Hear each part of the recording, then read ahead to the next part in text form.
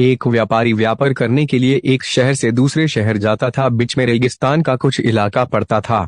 वह आदमी एक नेगेटिव सोच वाला इंसान था। हमेशा शिकायत करता रहता था कि मेरे पास ये नहीं है, वो नहीं है, इसकी कमी है, उसकी कमी है।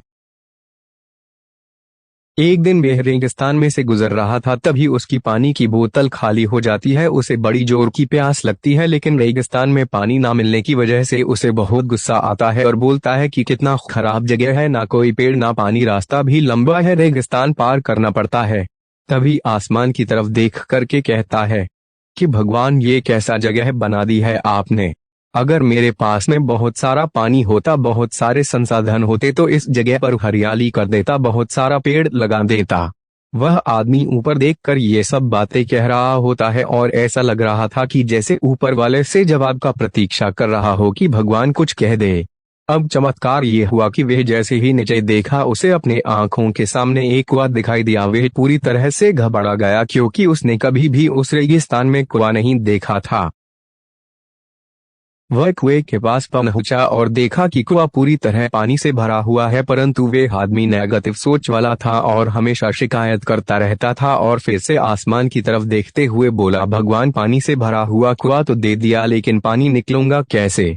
तो इस बार जब वह नीचे देखा तो फिर से चमत्कार हुआ। उसे कुएं के पास रस्सी और बाल्टी दिखाई दी, लेकिन आदमी फिर से ऊपर देखा और बोला, भगवान, अब इस पानी को ले जाऊंगा कैसे।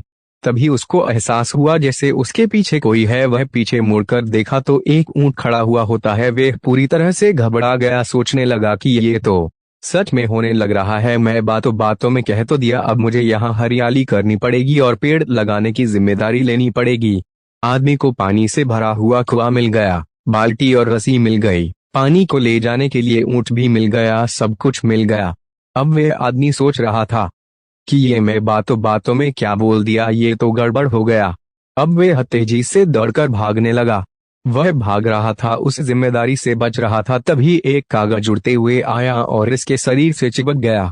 उसने जब उस कागज को देखा तो उस पर लिखा हुआ था कि मैंने तुम्हें पानी दिया, कुआं दिया, रस्सी और बाल्टी दिया, पानी को ले जाने के लिए साधन दिया, फिर भी क्यों बचकर भाग रहे हो। उस आदमी को लगा कि मेरे साथ पता नहीं क्या हो रहा है। वह दौड़ते दौड़ते रेगिस्तान को पार कर लिया, लेकिन उस रेगिस्तान को हरा भरा नहीं बनाया।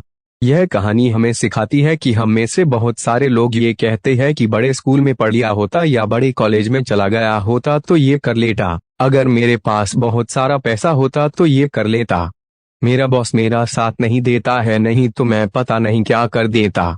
हम हमेशा शिकायतें ढूंढा करते हैं, अपनी जिम्मेदारी से बचकर भाग रहे होते हैं। ये कहानी हमें सिखाती है कि लाइफ में हम जो कुछ भी कर रहे हैं, 100% जिम्मेदारी हमारी है कि उस काम को बिना किसी शिकायत के पूरा करें। तो दूसरों पर दोष देना, उनकी गलतियां बताना बंद कीजिए, अपनी गलतियों को सुधारना शुरू कीजिए।